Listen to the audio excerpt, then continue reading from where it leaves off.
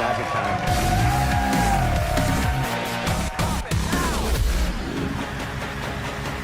Whatever you do magically needs to mean something to the audience. Even though I'm distorting reality, to my viewer, it's very real. 1, 2, 3. Oh my God! Franz Harary is, without doubt, the biggest illusionist on the planet. Now, that's a big claim, but this man can absolutely back it up. I mean, when you start to look into this gentleman's body of work, it is off the charts. The level of originality and the level of scale is something that you have never seen before. And on the other end of it, since this quarantine, he's been doing his own stream shows like ours, except some of incredible names in magic. But the one thing that's missing from that is really an interview with the man himself. So today, he's amazingly in our hot seat, and it's a real privilege to bring this man on because I'm a huge fan. Ladies and gentlemen, a huge cyber round of applause for the incredible Franz Harary. Hello, Franz. Wow, that's a great introduction. Maybe that's my all-purpose website, everything introduction. Or maybe you can just follow me around and say that every time I walk into a room. Hey, we're here to talk about you, and I have got some serious questions because your level of originality is off the charts. It's a great inspiration to me, and you've created most of your own stuff. And I wondered if you could tell us a little bit about that process because it's huge.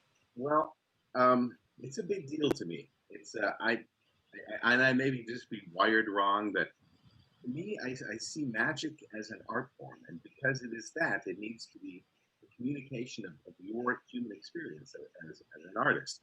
So for me to do someone else's magic, I feel as though I'd be a karaoke singer or painting by number.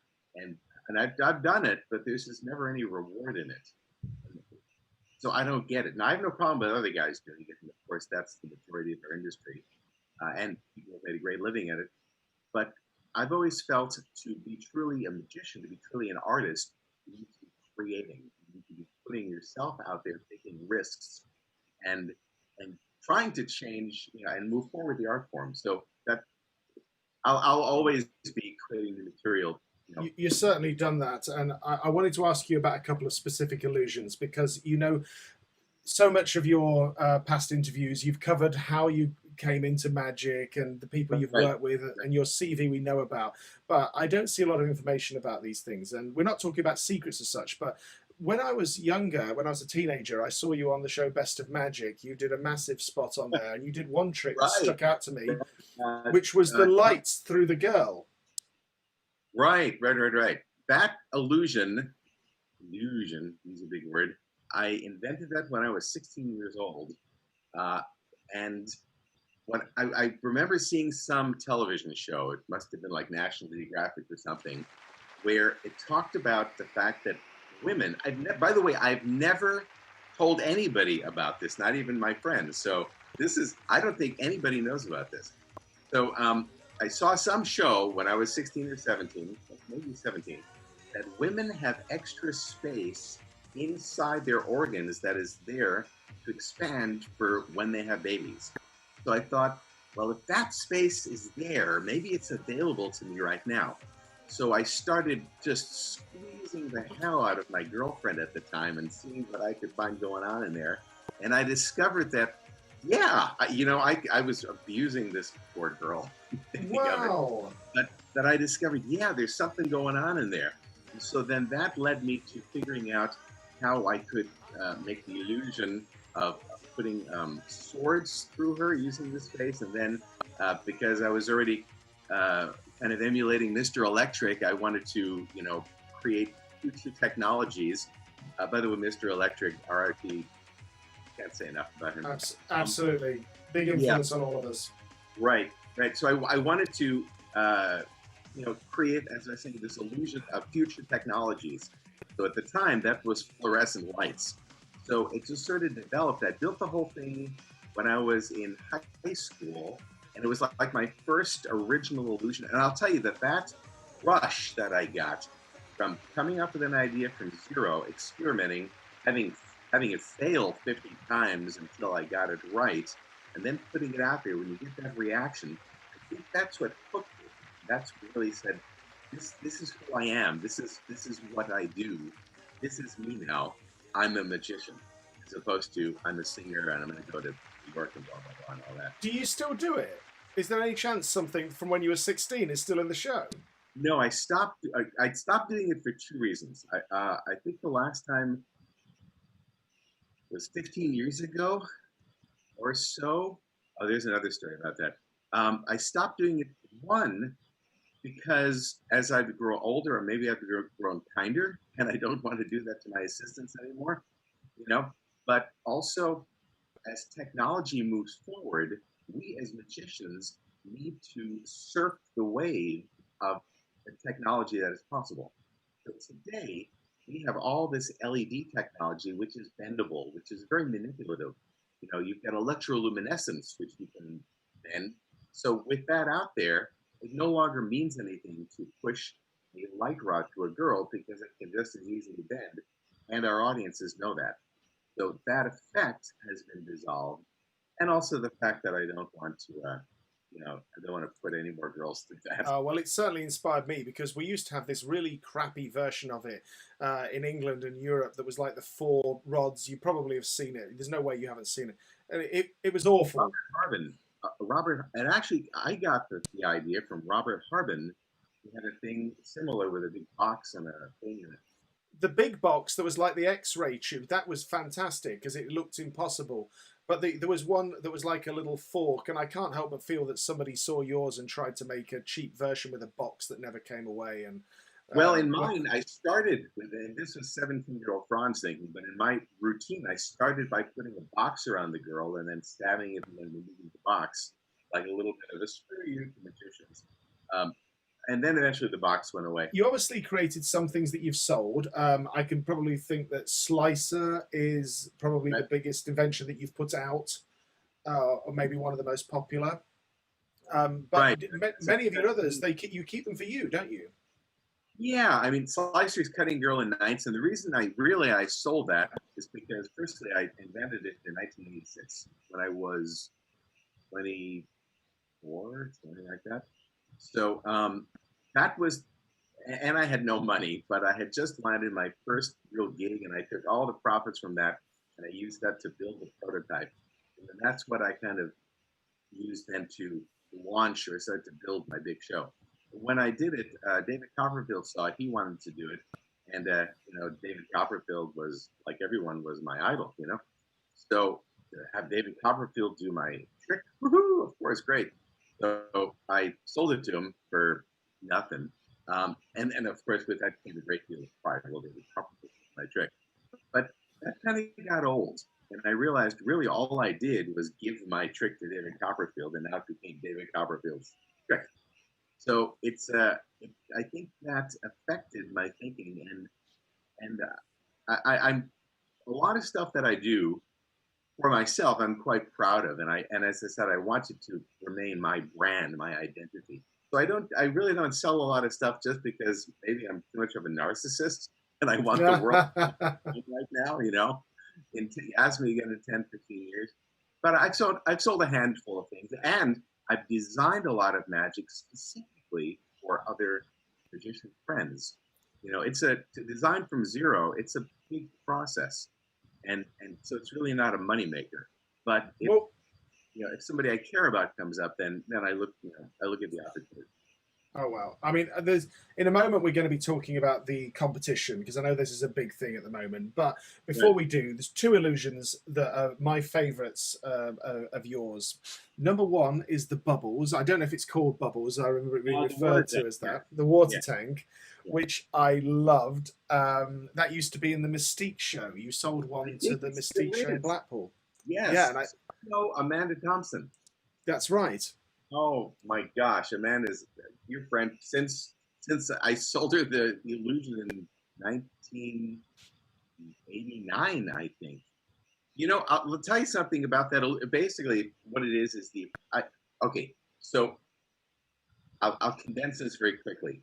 I'm a bit of a science geek, tech geek, and I wanted to do an illusion in space, but I'm not going to space. So I thought, what's the next thing? Well, if I can't go into space, then I can do something in a vacuum, in the vacuum of space. So I started doing research with vacuum tubes, and I had this idea where a woman from the audience would disappear and reappear in the vacuum tube, but then there's no air and she'd turn blue and it'd be a whole comedy thing. And I thought, okay, well, there's something there, but that's kind of grim. Maybe it can be under an isolated situation. And again, I'm thinking simulation of space, so then maybe it's underwater. So I want to do an illusion underwater. I decided that I'm going to make a girl appear underwater. And then as I started working through all of the technical problems associated with that, I realized the biggest problem is water displacement.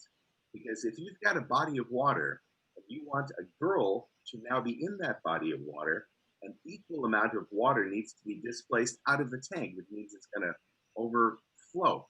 So then I thought, all right, well, the girl's got to be in the tank ahead of time. So I experimented with having her be in a traditional base with a regulator, you know, and with oxygen, and found all kinds of combinations that weren't safe, you know. And it was that evolution that eventually took me to that design where I landed, that I'm quite proud of even to this day. It's a fantastic design, and I don't know if you ever came to England to see the Mystique show, if you just shipped the props, but it was a very small space, and that was incredibly deceptive, even close, you know, in the front rows. So yeah, I'm pleased with it. I've sold it to a handful of people, very, very few, and it's been ripped off a few times, but I try to keep it to myself. You know? Yeah. And Last Illusion, my favourite thing, I've left it till last because it blew my mind, never seen anything like it, is the escape from the crate with the added risk factor where you see you falling out of the crate. What a genius invention. So many times we've seen an empty box dangling on the stage, and to the point where the audience start to think, probably nobody in there. Boy, does this take that off the charts. Very kind of you to say that. Also, one that I designed that in 1996 for a Broadway show called Ragtime. I have spent the last 20 some years policing that because it also is getting ripped off and duplicated, mostly in China, South America, once in Europe.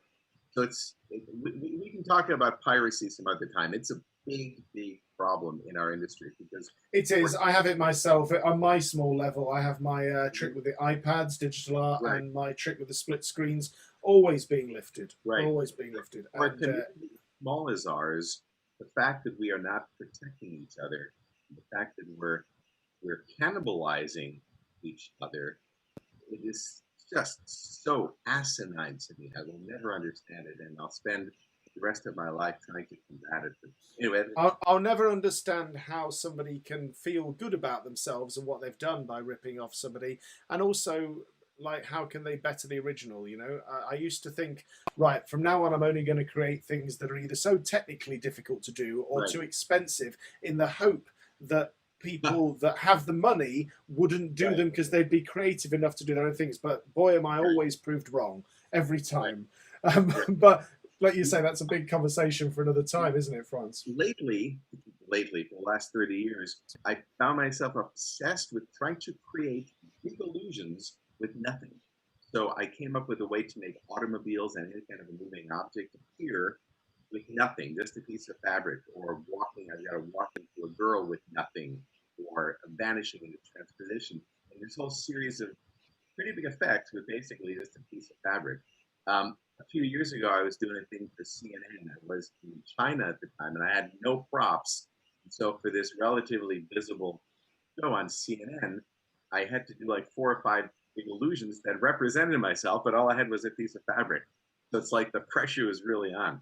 Anyway, where I'm going with all of this is I discovered this whole new formula of creating illusions with nothing, with a piece of fabric. And to me, that's about as pure as the art form can get. Problem also is when a bad person, when one of the bottom feeders of our community sees this, they can rip it off instantly. And so the amount of design and development work I'm doing magic with nothing is actually higher, at least to me, than using engineering and technology. And yet all of that work can disappear in an afternoon by some scumbag lifting it and putting it on YouTube. But we're here to also talk about the competition, Cyberstars. This is a big thing organised by Sam. Sam was on, as you have seen, at the top of the show, telling us all about the competition, and Max, of course. And I wondered if you might give us a little bit of your insight to this competition, what you're looking for, where you think it's going to lead Magic. It's a really exciting project. Sure. Well, when he told me about it, my first reaction was, holy crap, this is the future of our art form, because it's already happened. This media, this little box that we're working in right now, this is changing our art form. So for Sam to be able to grab that, harness that, and package it, basically, encapsulate it into a structured product, that changes the game. It's incredible, hey, what's coming up. And I think there's going to be an avalanche of material nearer the end, when people are now seeing what's coming through and going, I now know what I'm going to do. And they're going away. And I think there's a lot of people right now, as this show is happening, just working on something that they can put up. And I hope it doesn't put younger people off, and people that maybe are working on a great presentation of something that's just commercial, because you should enter. Everybody should enter, because it gets your work seen. I wouldn't look at those videos and go, I can't compete with this. You should compete with it, and have a go and get your name out there. This sort of thing has never happened in the history of the world.